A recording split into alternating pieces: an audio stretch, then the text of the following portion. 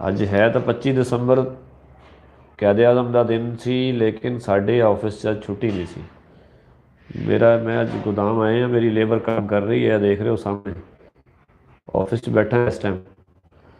ਮੈਂ ਸੋਚਿਆ ਚਲੋ ਤੁਹਾਡੇ ਨਾਲ ਆਏ ਕਰ ਲਈ ਜਾਵੇ। ਹੋਰ ਸੁਣਾਓ, ਕੀ ਹਾਲ ਚਾਲ ਹੈ? ਖੈਰ ਖਰੀਅਤ, ਤਬੀਅਤ ਠੀਕ ਹੈ? ਅਸਲ 'ਚ ਮੈਂ ਛੁੱਟੀ ਇਸ ਤੋਂ ਨਹੀਂ ਕੀਤੀ ਕਿ ਮੇਰੀ ਲੇਬਰ ਨੇ ਕੱਲ੍ਹ ਕਿਹਾ ਕਿ ਜੀ ਸ਼ਾਇਦ ਭਾਈ ਛੁੱਟੀ ਨਹੀਂ ਕਰਨੀ। ਵਜ੍ਹਾ ਯਾਰ ਸਾਡਾ ਹਫਤਾ ਟੁੱਟ ਜਾਏਗਾ, ਕਿਉਂਕਿ ਆਮਦਨੀ ਪਹਿਲੇ ਇੰਨੀ ਨਹੀਂ ਹੈਗੀ ਕਿ ਹਫਤੇ ਦੀ ਛੁੱਟੀ ਸਾਡੇ ਕੋਲ ਬਰਦਾਸ਼ਤ ਨਹੀਂ ਹੁੰਦੀ। ਇਸ ਲਈ ਤੁਸੀਂ ਕੰਮ ਚਲਾਓ। ਅਤੇ ਮੈਨੂੰ ਅੱਜ ਗੋਦਾਮ ਆਉਣਾ ਪਿਆ ਅਤੇ ਮੈਂ ਗੋਦਾਮ ਖੋਲ੍ਹਿਆ, ਆਪਣੀ ਲੇਬਰ ਲਾਈ, ਕੰਮ ਚਲਾਇਆ।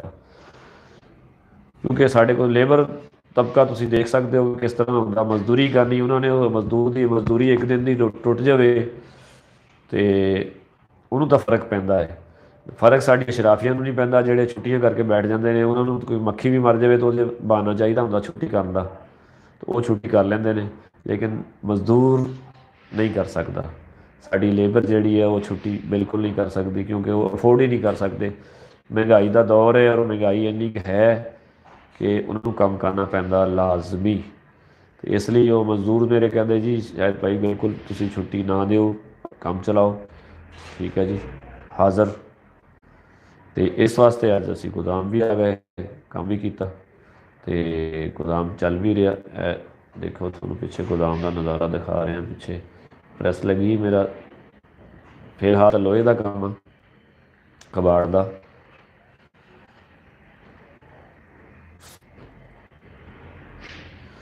ਅੱਜ ਕੈਦ ਆਜ਼ਮ ਦਾ ਦਿਨ ਹੈ, ਪਾਕਿਸਤਾਨ ਦੇ ਮਾਲਕ ਦਾ, ਪਾਕਿਸਤਾਨ ਬਣਾਉਣ ਵਾਲੇ ਦਾ।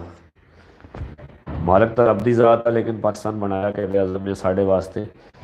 ਮੈਂ ਸੋਚ ਰਿਹਾ ਸੀ ਕਿ ਅਸੀਂ ਕੀ ਪਾਕਿਸਤਾਨ ਉਹਨਾਂ ਦੇ ਅਸੂਲਾਂ 'ਤੇ ਚੱਲ ਰਿਹਾ, ਜਿਸ ਨਜ਼ਰੀਏ ਵਾਸਤੇ, ਜਿਸ ਵਾਸਤੇ ਪਾਕਿਸਤਾਨ ਬਣਿਆ ਸੀ, ਉਸ ਚੀਜ਼ 'ਤੇ ਪੂਰਾ ਉਤਰਦਾ। ਅਸਲ 'ਚ ਕੁਛ ਅਰਸਾ ਤਾਂ ਸਹੀ ਚੱਲਿਆ, ਲੇਕਿਨ ਬਾਅਦ 'ਚ ਸਾਡੇ ਸਾਰੇ ਸਿਆਸਤਦਾਨ, ਗੱਲ ਫਿਰ ਸਿਆਸਤ 'ਤੇ ਹੈ, ਕਿਉਂਕਿ ਅਸੀਂ ਤਾਂ ਕੁਛ ਨਹੀਂ ਕਰ ਸਕਦੇ ਨਾ। ਜ਼ਿਮੀਂਦਾਰ ਤਬਕਾ, ਉਹਨੇ ਜ਼ਿਆਦਾ ਗੁੱਸਾ ਆਏਗਾ ਅਤੇ ਖੇਤਾਂ 'ਚ ਹਲ ਚਲਾਏਗਾ, ਆਪਣਾ ਜ਼ਿਮੀਂਦਾਰਾ ਕਰੇਗਾ, ਉਹਨਾਂ ਨੇ ਕਰਨਾ। ਜਿਹੜੇ ਮੁਲਕ ਚਲਾਉਣ ਵਾਲੇ ਹੈ ਉੱਤੇ ਬੈਠੇ, ਕਸੂਰ ਤਾਂ ਉਹਨਾਂ ਦਾ ਹੈ।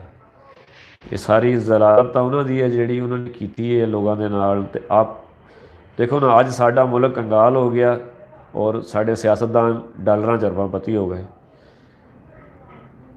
ਸਮੇਤ ਮੌਲਵੀਆਂ ਦੇ। ਸਾਡੇ ਮੌਲਵੀ ਹਜ਼ਰਾਤ ਵੀ ਕੁਛ ਐਸੇ ਹਨ ਜਿਹੜੇ ਡਾਲਰਾਂ 'ਚ ਅਰਬਾਂਪਤੀ ਹੈ। ਅਰਬਾਂਪਤੀ ਵੈਸੇ ਅਰਬਾਂ ਖਰਬਾਂਪਤੀ ਪਾਕਿਸਤਾਨ 'ਚ ਬਹੁਤ ਹੈਗੇ ਨੇ, ਚੋਰੀ ਦੀ ਦੌਲਤ ਵਾਲੇ, ਲੇਕਿਨ ਸਾਡੇ ਸਿਆਸਤਦਾਨ ਐਸੇ ਵੀ ਹਨ ਜਿਹੜੇ ਡਾਲਰਾਂ 'ਚ ਅਰਬਪਤੀ ਹੈ। ਅਤੇ ਇਹਦੇ ਕਸੂਰਵਾਰ ਅਸੀਂ ਤਾਂ ਨਾ ਹੋਏ। ਮੁਲਕ ਖੋਖਲਾ ਹੋ ਗਿਆ। ਉਹ ਮੈਂ ਪੜ੍ਹ ਰਿਹਾ ਸੀ, ਬਲਕਿ ਚਸ਼ਮਾ ਲਾਇਆ ਮੈਂ, ਉਹ ਚੀਨ ਦਾ ਚੀਫ ਜਸਟਿਸ ਨੇ ਹਲਫ ਚੁੱਕਿਆ, ਤਾਂ ਉਹ ਤਕਰੀਰ ਪੜ੍ਹ ਰਿਹਾ ਸੀ। ਉਹ ਕਹਿ ਰਿਹਾ ਸੀ ਕਿ ਜੀ ਜਿਹੜਾ ਕਾਤਲ ਹੁੰਦਾ ਨਾ, ਉਹ ਇੱਕ ਕਤਲ ਕਰਦਾ ਅਤੇ ਜਾਂ ਦੋ ਨੂੰ ਜਾਂ 10 ਨੂੰ। ਜਿਹੜਾ ਕਰਪਸ਼ਨ ਕਰਦਾ ਉਤਲੇ, ਉਹ ਬਿਲਕੁਲ ਵੱਡੇ ਅਹੁਦੇ 'ਤੇ ਬਹਿ ਕੇ, ਤਾਂ ਉਹ ਪੂਰੇ ਮੁਲਕ ਨੂੰ ਪੂਰੇ ਮੁਲਕ ਦੇ ਲੋਕਾਂ ਦਾ ਕਾਤਲ ਹੁੰਦਾ, ਕਿਉਂਕਿ ਪੂਰੇ ਮੁਲਕ ਦਾ ਨਿਜ਼ਾਮ ਉਹ ਖੋਖਲਾ ਕਰ ਦਿੰਦਾ। ਤਾਂ ਉਹ ਆਪਦੇ ਵਕੀਲਾਂ ਨਾਲ ਜਾਂ ਜੱਜਾਂ ਛੱਜਾਂ ਨਾਲ ਖਿਤਾਬ ਕਰ ਰਿਹਾ ਸੀ, ਅਤੇ ਕਹਿ ਰਿਹਾ ਸੀ ਕਿ 2 ਅਰਬ ਇਨਸਾਨ, ਚੀਨ ਦੀ ਆਬਾਦੀ 2 ਅਰਬ ਹੋਏਗੀ, ਕਿ 2 ਅਰਬ ਇਨਸਾਨਾਂ ਦੇ ਇਨਸਾਫ ਦੀ ਜ਼ਿੰਮੇਵਾਰੀ ਮੇਰੇ ਕੰਧਿਆਂ 'ਤੇ ਹੈ। ਅਤੇ ਮੈਂ ਕਰਪਸ਼ਨ ਨੂੰ ਕਤਲ ਤੋਂ ਵੱਡਾ ਜੁਰਮ ਸਮਝਦਾ। ਕਰਪਸ਼ਨ ਨੂੰ ਕਤਲ ਤੋਂ ਵੱਡਾ ਜੁਰਮ ਸਮਝਦਾ। ਅਤੇ ਇਸੇ ਲਈ ਜਦੋਂ ਤੱਕ ਤੁਸੀਂ ਕਿਸੇ ਵੱਡੇ ਨੂੰ ਸਜ਼ਾ ਨਹੀਂ ਦਿਓਗੇ, ਛੋਟਿਆਂ ਵਾਸਤੇ ਉਹ ਸਿੰਬਲ ਨਹੀਂ ਬਣੇਗਾ। ਕਿਸੇ ਵੱਡੇ ਨੂੰ ਕਰਪਸ਼ਨ ਦੇ ਜੁਰਮ ਸਜ਼ਾ ਦਿਓ, ਉਹਨੂੰ ਲਟਕਾਓ, ਅਤੇ ਥੱਲੇ ਫਿਰ ਆਪ ਹੀ ਲੋਕ ਦੇਖ ਕੇ ਹਟ ਜਾਣਗੇ। ਇਹ ਪੁਰਾਣੇ ਜ਼ਮਾਨੇ 'ਚ ਵੀ ਇੱਦਾਂ ਹੀ ਹੁੰਦਾ ਸੀ ਕਿ ਕੋਈ ਸਰੇਆਮ ਫਾਂਸੀ ਦਿੰਦੇ ਸੀ। ਜਨਰਲ ਜ਼ਿਆ ਦੌਰ 'ਚ ਸੁਣਿਆ ਕਿ ਬੱਚੇ ਅਗਵਾ ਕਰਨ ਵਾਲਾ ਗਰੁੱਪ ਲਾਹੌਰ ਆ ਗਿਆ ਸੀ, ਅਤੇ ਉਹਨਾਂ ਨੇ ਬੱਚੇ ਅਗਵਾ ਕੀਤੇ, ਤਾਂ ਉਹ ਪਕੜੇ ਗਏ, ਤਾਂ ਉਹਨਾਂ ਨੂੰ ਸਰੇਆਮ ਫਾਂਸੀ ਦਿੱਤੀ ਗਈ। ਕਾਫੀ ਅਰਸਾ ਲੋਕਾਂ ਦੇ ਬੱਚੇ ਅਗਵਾ ਨਹੀਂ ਹੋਏ। ਅਤੇ ਪਾਕਿਸਤਾਨ 'ਚ ਤਾਂ ਇਸ ਤਰ੍ਹਾਂ ਦਾ ਕੋਈ ਨਿਜ਼ਾਮ ਨਹੀਂ ਹੈ। ਪਾਕਿਸਤਾਨ 'ਚ ਅਗਰ ਗਰੀਬ ਆਦਮੀ ਮੁਰਗੀ ਚੋਰੀ ਕਰ ਲਵੇ, ਗਰੀਬ ਆਦਮੀ ਕਿਸੇ ਬੈਂਕ ਕੋਲੋਂ ਕਰਜ਼ਾ ਲੈ ਲਵੇ, ਕੋਈ ਕਿਸਾਨ ਆਪਣੀ ਜ਼ਮੀਨ 'ਤੇ ਕੋਈ ਬੈਂਕ ਕੋਲੋਂ ਕਰਜ਼ਾ ਲੈ ਲਵੇ, ਤਾਂ ਬੈਂਕ ਵਾਲੇ ਉਹਦੇ ਦਰਵਾਜ਼ੇ ਪੱਟ ਕੇ ਲੈ ਜਾਂਦੇ ਨੇ, ਉਹਨੂੰ ਪਕੜ ਕੇ ਜੇਲ੍ਹ 'ਚ ਵੀ ਪਾ ਦਿੰਦੇ ਨੇ। ਤੁਸੀਂ ਅਗਰ ਕੋਈ ਮਕਾਨ ਲੈ ਲਿਆ ਬੈਂਕ ਕੋਲ ਕਰਜ਼ਾ, ਤੁਹਾਡਾ ਮਕਾਨ ਖੋਹ ਲੈਣਗੇ ਬੈਂਕ ਵਾਲੇ। ਲੇਕਿਨ ਵੱਡੇ ਲੋਕ ਜਿਹੜੇ ਆ, ਜਿਹੜੇ ਸ਼ੂਗਰ ਮਿਲਾਂ ਦੇ ਨਾਂ 'ਤੇ ਅਰਬਾਂ ਰੁਪਏ ਲੈ ਕੇ ਖਾ ਚੁੱਕੇ, ਉਹਨਾਂ ਦਾ ਕੁਛ ਨਹੀਂ ਵਿਗੜਦਾ, ਨਾ ਉਹਨਾਂ ਨੂੰ ਕੋਈ ਪਕੜ ਸਕਦਾ। ਸਾਡੇ ਆ ਨਿਜ਼ਾਮ ਹੀ ਨਹੀਂ ਨਾ, 2-4 ਵੱਡੇ ਲਟਕਾਏ ਹੁੰਦੇ ਤੇ ਥੱਲੇ ਵਾਲਿਆਂ ਨੂੰ ਵੀ ਡਰ ਹੁੰਦਾ, ਹਾਂ ਯਾਰ ਉਹ ਫਲਾਂ ਨੂੰ ਅਗਰ ਸਜ਼ਾ ਹੋ ਸਕਦੀ ਤਾਂ ਮੈਂ ਕੀ ਸ਼ੈ, ਅਤੇ ਆਪ ਹੀ ਕਰਪਸ਼ਨ ਹੋ ਜਾਂਦੀ। ਸਾਡੇ ਮੁਲਕ ਦਾ ਇਹ ਹਾਲ ਨਾ ਹੁੰਦਾ। ਲੇਕਿਨ ਅੱਜ ਦੇ ਦਿਨ ਦੀ ਮੁਨਾਸਬਤ ਨਾਲ ਅਤੇ ਕਾਇਦੇ ਆਜ਼ਮ ਦੇ ਫਰਮੂਦਾਰ ਜਿਹੜੇ ਸੀ, ਕਾਇਦੇ ਆਜ਼ਮ ਦੇ ਇਰਸ਼ਾਦਾਤ ਜਿਹੜੇ ਸੀ, ਕਾਇਦੇ ਆਜ਼ਮ ਨੇ ਪਾਕਿਸਤਾਨ ਬਣਾਇਆ ਨਾਲ ਮਿਲ ਕੇ, ਉਹ ਕੇਸ ਵਾਸਤੇ ਬਣਾਇਆ, ਉਸ ਚੀਜ਼ 'ਤੇ ਤਾਂ ਅਮਲ ਨਹੀਂ ਹੋਇਆ। ਇੱਕ ਫਲਾਈ ਰਿਆਸਤ ਬਣਨੀ ਸੀ ਨਾ, ਲੇਕਿਨ ਨਹੀਂ ਹੋ ਸਕਿਆ। ਅਸੀਂ ਆਪਣੀਆਂ ਅਕਲੀਅਤਾਂ ਨਾਲ ਵੀ ਜ਼ਿਆਦਤੀ ਕਰ ਜਾਂਦੇ ਹਾਂ, ਹਾਲਾਂਕਿ ਪੜ੍ਹੇ ਲਿਖੇ ਲੋਕ ਹੁੰਦੇ ਨੇ, ਲੇਕਿਨ ਇਹਦੇ 'ਚ ਕਸੂਰਵਾਰ ਤਬਕਾ ਜਿਹੜਾ ਉੱਤੇ 20% ਤਬਕਾ ਬੈਠਾ ਹੈ ਨਾ, ਉਹ ਹੀ ਹੈ। 40% ਤਬਕਾ ਵੈਸੇ ਹੀ ਗੁਰਬਤ ਦੀ ਲਕੀਰ ਤੋਂ ਥੱਲੇ, ਉਹਨਾਂ ਨੂੰ ਮਿਲਦਾ ਕੁਛ ਨਹੀਂ। ਉਹ ਇੱਕ ਟਾਈਮ ਦਾ ਖਾਂਦੇ ਨੇ, ਦੂਸਰੇ ਟਾਈਮ ਦਾ ਸੋਚ ਰਹੇ ਹੁੰਦੇ ਨੇ।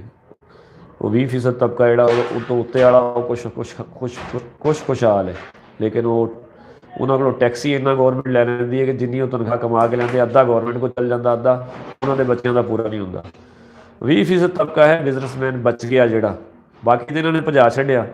ਪਾਕਿਸਤਾਨ ਜਦੋਂ ਬਣਿਆ ਉਦੋਂ ਪਾਕਿਸਤਾਨ ਕੋਲ ਇੰਡਸਟਰੀ ਬਹੁਤ ਸੀ, ਪਾਕਿਸਤਾਨ ਕੋਲ ਸੈਗਲ ਗਰੁੱਪ, ਦਾਊਦ ਗਰੁੱਪ, ਇਕੋ ਵਾਲੇ ਅਤੇ ਇੱਕ 2-4 ਹੋਰ ਵੱਡੇ ਗਰੁੱਪ ਸੀ। ਹਰੂਨ ਵਾਲੇ ਸੀ, ਹਬੀਬ ਗਰੁੱਪ ਸੀ ਉਹ। ਲੇਕਿਨ 1970 'ਚ ਕਾਨੂੰਨ ਬਣਿਆ, ਭੁੱਟੋ ਸਾਹਿਬ ਅੱਲਾਹ ਤਾਲਾ ਜੰਨਤ ਨਸੀਬ ਕਰੇ, ਉਹਨਾਂ ਨੇ ਕਾਨੂੰਨ ਦੇ ਤਹਿਤ ਰਾਤੋਂ ਰਾਤ ਉਹਨਾਂ ਦੀਆਂ ਫੈਕਟਰੀਆਂ, ਉਹਨਾਂ ਦੀਆਂ ਇੰਡਸਟਰੀਆਂ ਤੋਂ ਬੇਦਖਲ ਕੀਤਾ ਅਤੇ ਮੁਲਕ ਤੋਂ ਬਾਹਰ ਚਲੇ ਗਏ। ਪਾਕਿਸਤਾਨ ਅੱਛੀ ਇੰਡਸਟਰੀ ਸੀ ਪਾਕਿਸਤਾਨ ਕੋ ਉਦੋਂ, ਲੇਕਿਨ ਉਹ ਤੋਂ ਬਾਅਦ ਤਬਾਹ ਹੋ ਗਈ, ਤਬਾਹ ਬਰਬਾਦ ਹੋ ਗਿਆ। ਉਹ 20% ਤਬਕਾ ਬਚਿਆ, ਵਰਨਾ ਪਾਕਿਸਤਾਨ ਦਾ ਬਿਜ਼ਨਸ ਦੁਨੀਆ ਉਹਨੂੰ ਦੇਖਣ ਆਉਂਦੀ ਹੁੰਦੀ ਸੀ। ਚੀਨ, ਜਾਪਾਨ, ਕੋਰੀਆ ਵਾਲੇ ਵੀ ਦੇਖਣ ਆਉਂਦੇ ਸੀ ਮਾਡਲ, ਕਿ ਯਾਰ ਇਹ ਕਿੱਦਾਂ ਤਰੱਕੀ ਕਰ ਰਹੇ ਨੇ, ਕਿੱਦਾਂ ਇੰਡਸਟਰੀ ਲਾਈ ਇਹਨਾਂ ਨੇ ਪਾਕਿਸਤਾਨੀਆਂ ਨੇ। ਚਾਈਨਾ ਵਾਲੇ ਵੀ ਦੇਖਣ ਆਉਂਦੇ ਹੁੰਦੇ ਸੀ। ਮੈਂ ਕਿਤੇ ਪੜ੍ਹਿਆ ਕਿ ਚਾਈਨਾ ਦੇ ਲੋਕ ਆਏ ਨੇ ਹਬੀਬ ਬੈਂਕ ਪਲਾਜ਼ਾ ਦੇਖ ਕੇ, ਉਹਨਾਂ ਨੇ ਦੇਖਿਆ, ਵਾਲੇਕੁਮ ਅਸਲਾਮ, ਉਹਨਾਂ ਨੇ ਦੇਖਿਆ ਕਿ ਯਾਰ ਹਬੀਬ ਬੈਂਕ ਪਲਾਜ਼ਾ ਐਡੀ ਉੱਚੀ ਇਹਨਾਂ ਨੇ ਬਿਲਡਿੰਗ ਬਣਾ ਲਈ, ਅਤੇ ਅੱਜ ਪਾਕਿਸਤਾਨ ਕਿੱਥੇ ਆ ਅਤੇ ਚਾਈਨਾ ਕਿੱਥੇ ਆ, ਤੁਸੀਂ ਦੇਖ ਸਕਦੇ ਹੋ। ਅਤੇ ਅਸੀਂ ਉਹਨਾਂ ਕੋਲ ਕਸ਼ਕੋਲ ਲਈ ਫਿਰਦੇ, ਸਾਨੂੰ ਕਰਜ਼ਾ ਦੇ ਦਿਓ।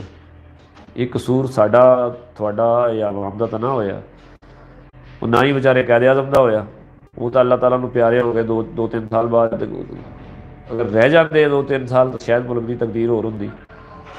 ਬਹਰਹਾਲ ਸਾਡੇ ਹੁਣ ਅੱਜ ਦੇ ਦਿਨ 25 ਦਸੰਬਰ ਦੇ ਹਵਾਲੇ ਨਾਲ ਕਾਇਦੇ ਆਜ਼ਮ ਦਾ ਇਹਦੀ ਤਸਵੀਰ ਇਹਨਾਂ ਨੇ ਨੋਟ 'ਤੇ ਲਾਤੀ ਹੈ। ਸਿਰਫ ਇਹੀ ਹੈ ਕਾਇਦੇ ਆਜ਼ਮ ਦਾ ਪਾਕਿਸਤਾਨ 'ਤੇ ਅਸਰ, ਕਿ ਉਹਨਾਂ ਦੀ ਤਸਵੀਰ ਨੋਟ 'ਤੇ ਲੱਗੀ ਹੈ, ਰੋਜ਼ ਚੱਲਦਾ ਹੈ। ਬਾਕੀ ਕਾਇਦੇ ਆਜ਼ਮ ਦੇ ਵਿਜ਼ਨ ਦੇ ਮੁਤਾਬਕ ਪਾਕਿਸਤਾਨ 'ਚ ਕੋਈ ਕੰਮ ਹੋ ਹੀ ਨਹੀਂ ਰਿਹਾ, ਨਾ ਪਾਕਿਸਤਾਨ ਚੱਲ ਰਿਹਾ। ਪਾਕਿਸਤਾਨ ਚਲਾਉਣ ਵਾਲਿਆਂ ਦਾ ਅਲੱਗ ਹੀ ਏਜੰਡਾ ਹੈ। 20% ਕਲਾਸ ਇੱਕ ਉੱਤੇ ਬਣ ਗਈ ਹੈ, ਜਿਹੜੇ ਸਾਰੇ ਆਪਸ 'ਚ ਮਿਲੇ ਨੇ, ਉਹ ਆਵਾਮ ਨੂੰ ਲੜਾਉਂਦੇ ਨੇ। ਅਤੇ ਸ਼ੂਗਰ ਮਿੱਲਾਂ ਵੀ ਉਹਨਾਂ ਦੀਆਂ, ਖਾਦ ਦੇ ਕਾਰਖਾਨੇ ਵੀ ਉਹਨਾਂ ਦੇ, ਬਿਜਲੀ ਘਰ ਵੀ ਉਹਨਾਂ ਦੇ, ਅਤੇ ਪੈਟਰੋਲ ਦੀ ਸਾਰੀ ਇੰਡਸਟਰੀ ਵੀ ਉਹਨਾਂ ਦੀ, ਅਤੇ ਖਾਣਾ ਪੀਣਾ ਵੀ ਉਹਨਾਂ ਦਾ, ਅਤੇ ਜਾਇਦਾਦਾਂ ਵੀ ਉਹਨਾਂ ਦੀਆਂ, ਅਤੇ ਅੱਗੇ ਤੋਂ ਅੱਗੇ ਟੋਟਲ ਹਰ ਚੀਜ਼, ਹਰ ਸਹੂਲਤ ਉਹਨਾਂ ਵਾਸਤੇ, ਆਵਾਮ ਵਾਸਤੇ। ਖਾਲੀ ਪਾਕਿਸਤਾਨ ਜ਼ਿੰਦਾਬਾਦ ਜਾਂ ਜ਼ਿੰਦਾਬਾਦ ਮੁਰਦਾਬਾਦ ਦੇ ਨਾਅਰੇ।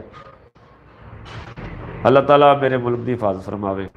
ਬਸ ਅੱਜ ਇੰਨਾ ਹੀ ਕਾਫੀ ਹੈ, ਜ਼ਿਆਦਾ ਸਿਰ ਨਹੀਂ ਖਾਂਦਾ ਤੁਹਾਡਾ, ਕਿਉਂਕਿ ਤੁਸੀਂ ਕਹੋਗੇ ਯਾਰ ਇਹ ਕੀ ਲੈ ਕੇ ਬਹਿ ਗਿਆ ਸਿਆਸਤ ਨੂੰ। ਅਸੀਂ ਤਾਂ ਮੋਬਾਇਲ ਖੋਲ੍ਹਦੇ ਹਾਂ, ਚਲੋ ਕੋਈ ਖੁਸ਼ੀ ਦੀ ਖਬਰ ਆਵੇ ਜਾਂ ਕੋਈ ਮਜ਼ਾਕ ਆਵੇ, ਇਹ ਬਾਬਾ ਕੀ ਲੈ ਕੇ ਬਹਿ ਗਿਆ। ਅਤੇ ਯਾਰ ਮੇਰਾ ਤਾਂ ਦਿਲ ਬੜਾ ਦੁਖਿਆ ਆ, ਮੈਂ ਇੱਦਾਂ ਦੀ ਗੱਲਾਂ ਕਰਦਾ, ਕੁਛ ਸੁਣ ਲਿਆ ਕਰੋ। ਇੱਕ ਮੈਂ ਤੁਹਾਨੂੰ ਬਾਬੇ ਸ਼ਾਹ ਦਾ ਸ਼ੇਰ ਸੁਣਾ ਕੇ ਫਿਰ ਮੈਂ ਬੰਦ ਕਰਦਾ।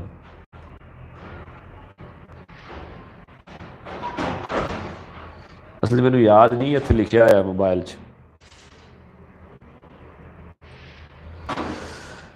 ਬਾਬਾ ਬੁੱਲੇ ਸ਼ਾਹ ਫਰਮਾਉਂਦੇ ਨੇ, ਬੰਦਿਆਂ ਵਿੱਚੋਂ ਬੰਦਾ ਲੱਭਣਾ ਹੋਇਆ ਕੰਮ ਔਖਾ, ਬੰਦਿਆਂ ਵਿੱਚੋਂ ਬੰਦਾ ਲੱਭਣਾ ਹੋਇਆ ਇਹ ਕੰਮ ਔਖਾ, ਇੱਕ ਸ਼ਕਲ ਤੇ ਰੂਪ ਹਜ਼ਾਰ, ਨਜ਼ਰਾਂ ਦਾ ਇਹ ਧੋਖਾ। ਅਤੇ ਧੋਖਾ ਖਾਣ ਤੋਂ ਬਚੋ, ਬੰਦਾ ਪਛਾਣ ਕੇ ਲੱਭੋ। ਅੱਲਾਹ ਤਾਲਾ ਸਾਡੇ ਮੁਲਕ 'ਤੇ, ਸਾਡੇ ਹਾਲ 'ਤੇ ਰਹਿਮ ਫਰਮਾਵੇ। ਪਾਕਿਸਤਾਨ ਜ਼ਿੰਦਾਬਾਦ।